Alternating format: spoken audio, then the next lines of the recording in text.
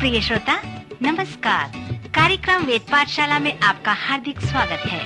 इस कार्यक्रम में हम परमेश्वर के वचन का विस्तार पूर्वक अध्ययन किया करते हैं, जो आपकी आत्मिक उन्नति के लिए लाभदायक सिद्ध होगा। तो लीजिए सुनते हैं आज का ये संदेश।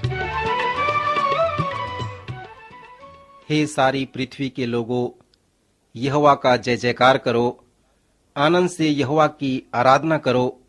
जय जयकार के साथ उसके सन्मुख आओ। निश्चय जानो कि यहोवा ही परमेश्वर है। उसी ने हमको बनाया है और हम उसी के हैं। हम उसकी प्रजा और उसकी चराई की भेड़ें हैं। उसके फाटकों से धन्यवाद और उसके आंगनों में स्तुति करते हुए प्रवेश करो। उसका धन्यवाद करो और उसके नाम को धन्य कहो, क्योंकि यहोवा भला है। उसकी करुणा सदा के लिए और उसकी सच्चाई पीढ़ी से पीढ़ी तक बनी रहती है। श्रोता मित्र, हम भजन संहिता का सर्वेक्षण कर रहे हैं।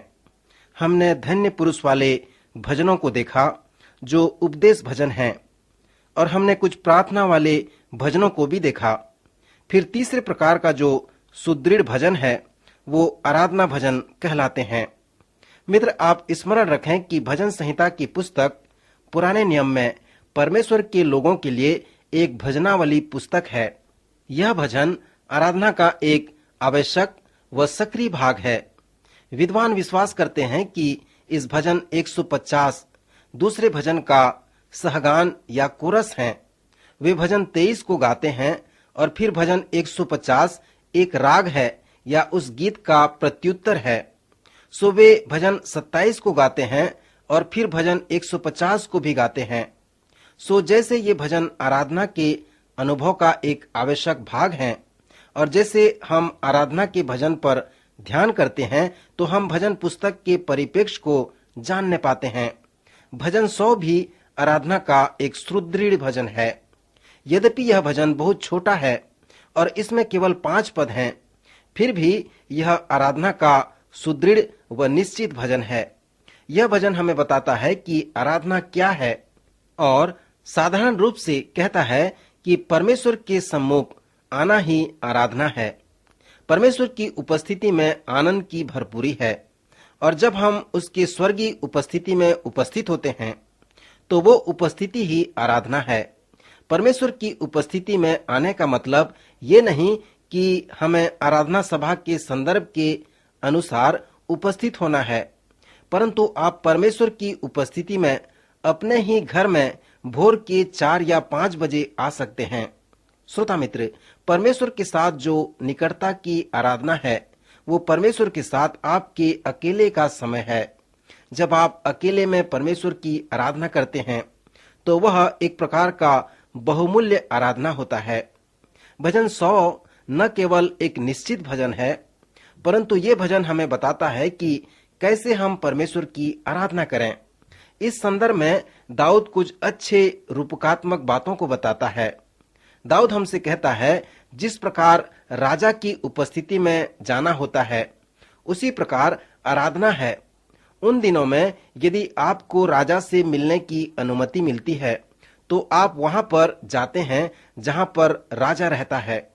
आप उस विशाल द्वार से होकर राजा के महल में प्रवेश करते हैं और एक गलियारे से दूसरे गलियारे में होते हुए उसके पास प्रवेश करते हैं, और इस प्रकार जाते हैं कि आपके दोनों तरफ उसके सैनिक हों, और जाते जाते आप एक बड़े दरवाजे को देखते हैं और मन में ये सोचते हैं कि अब मैं राजा के निकट आ गया हूँ। इस बड़े दरवाजे को खोलते ही राजा दिखेगा, परंतु जब वह दरवाजा खुलता है तो आपको एक और गलियारा दिखाई देता है। अंत में आपको 2 बड़े दरवाजे दिखते हैं जो सोने व चांदी से ढके होते हैं, और प्रधान राजा के पास जाने के समय वो द्वार खोला जाता है और आप उसकी उपस्थिति में जाकर उसके महत्वपूर्णता की प्रशंसा करने लगते हैं। मित्र, जब दाऊद हमें बताता है कि कैसे आराधना करनी है, तब वो उस गलियारे का उपयोग करता है और ये भी बताता है कि कैसे हमें परमेश्वर की उपस्थिति में आना है, अर्थात उसके फाटकों से धन्यवाद और उसके आंगनों में स्तुति करते हुए प्रवेश करना है। इसका मतलब यह है कि आप अपने जीवन के सभी आशीषों के लिए परमेश्वर को धन्यवाद देते हुए उसके आराधना में बने रह सकते हैं। संपूर्ण पवित्र शास्त्र में हमें धन्यवाद देने के विषय में कहा गया है और बाइबल के अनेक स्थानों में हमें बताया गया है कि कृतज्ञता के साथ जीवन को देखो। मित्र, कृतज्ञता आपके स्वभाव को बदल सकता है, क्योंकि वो आपके मन की नकारात्मक बातों को निकालकर आपके मन में सकारात्मक बातों को केंद्रित करता है। यदि आप ऐसे बड़े हानि से दुख उठाते हैं तो यह आपके लिए एक अच्छा परामर्श होगा। उदाहरण के लिए, यदि आप अड़चन में हैं या आप अपंग हैं तो आपको दुखी होने की अपेक्षा परमेश्वर को धन्यवाद देना है। सो यदि कोई अपंग है तो उसके लिए यह एक अच्छा उपचार है। आपने जो कुछ खोया है, यदि आप उसके लिए दुखी होंगे तो उसकी हालत और अधिक खराब हो जाएगी और आप उदास हो जाएंगे। परंतु यदि आप परमेश्वर को धन्यवाद दें कि आप अभी भी ठीक हैं, अभी भी अपने आप में वस्त्र पहन सकते हैं और अभी भी आप कुछ करने की क्षमता रखते हैं, तो आपके पास एक अच्छा उपचार है। मित्र, प्रत्येक जीवन से धन्यवाद देना एक अच्छी बात है।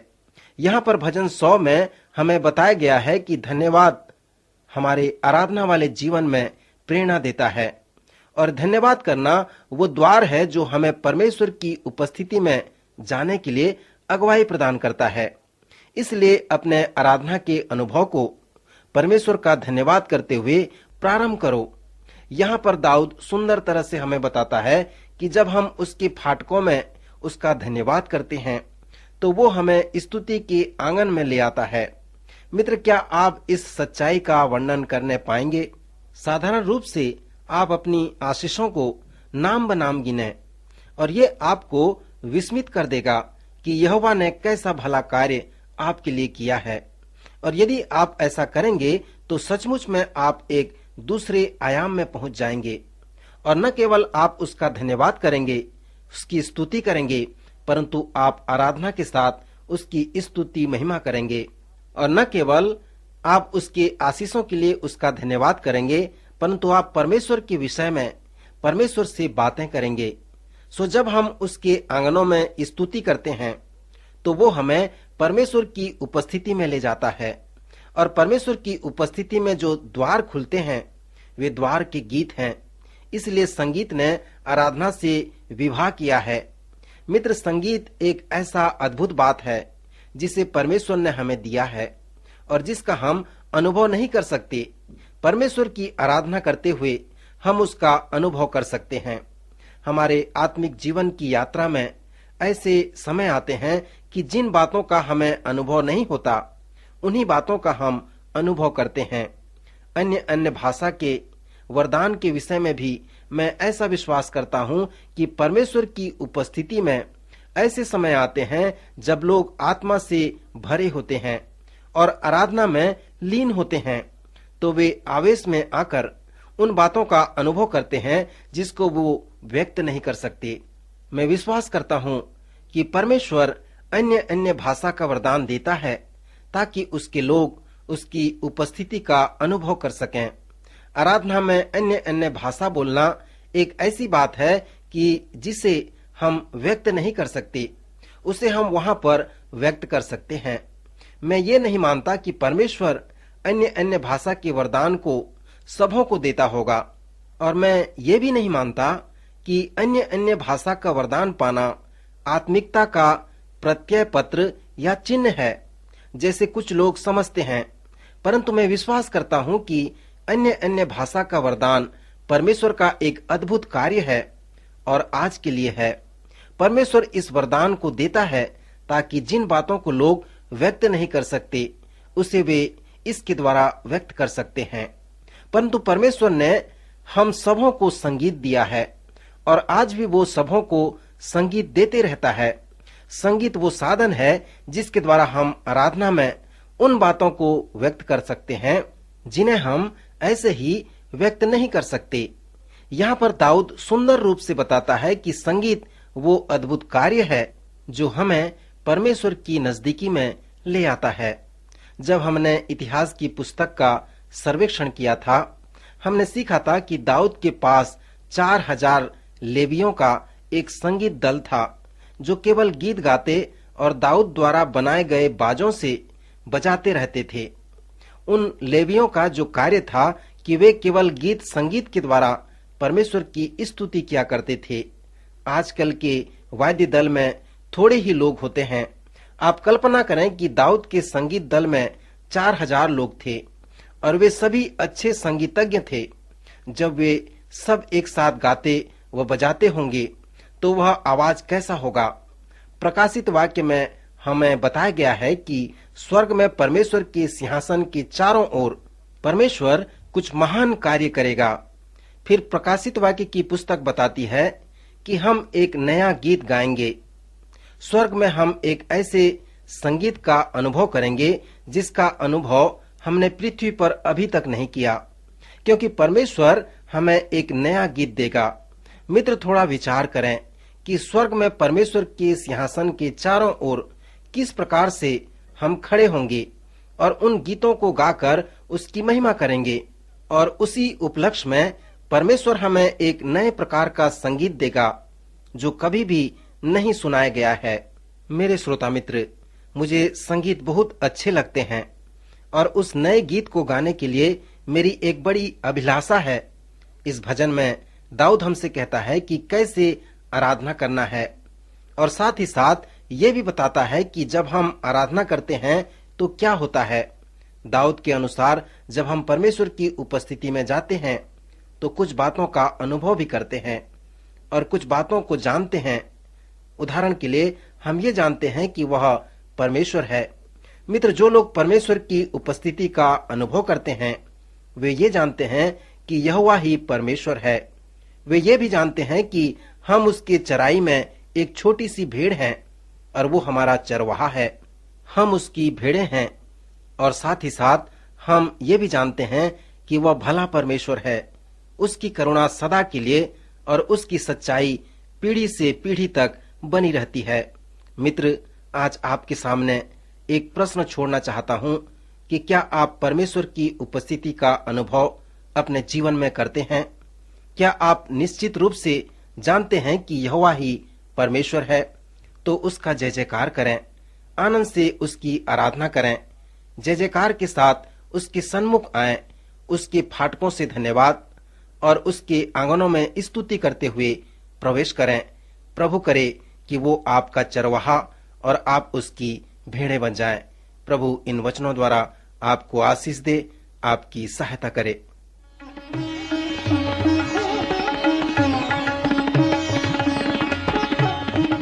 अभी आप सुन रहे थे कार्यक्रम वेद पाठशाला। श्रोता, हमें विश्वास है कि इस कार्यक्रम के द्वारा आपको आशीष मिली है। यदि इस कार्यक्रम के विषय में अधिक जानकारी प्राप्त करना चाहते हैं या बाइबल अध्ययन से संबंधित कोई प्रश्न हमसे पूछना चाहते हैं तो आप हमें इस पते पर लिखें। हमारा पता है कार्यक्रम Ved Pathshala, Vishwavani, post box number 731, Faridabad 7, Haryana. पता एक बार फिर से सुन लीजिए। कार्यक्रम Ved Pathshala, Vishwavani, post box number 731, Faridabad 7, Haryana. तो इसी के साथ आज के कार्यक्रम का समय यहीं पर समाप्त होता है। अगले कार्यक्रम में आपसे फिर भेंट होगी। तब तक के लिए हमें आज्ञा दीजिए। नमस्कार।